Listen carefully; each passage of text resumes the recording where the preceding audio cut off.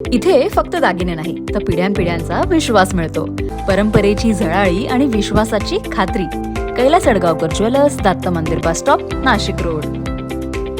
शहरातील रस्त्यांवरील खड्ड्यांमुळे झालेल्या अपघातात मृत्युमुखी पडलेल्या निलेश कोतकर यांच्या कुटुंबियांना शिवसेना महानगर प्रमुख तथा नगरसेवक प्रवीण बंटी तिदमे यांनी 1 लाखाची मदत केलेली आहे.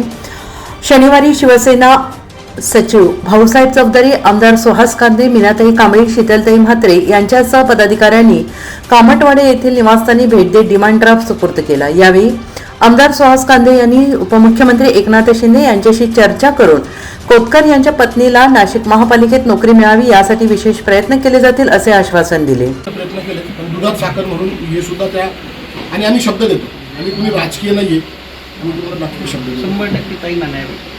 प्रवीण बंटी तिदमे यांनी शहरातील खड्ड्यांमुळे होणाऱ्या मृत्यूंसाठी महापालिका प्रशासन आणि ठेकेदारांनी संवेदनशील भूमिका घेऊन नागरिकांची माफी मागावी अशी मागणी केली.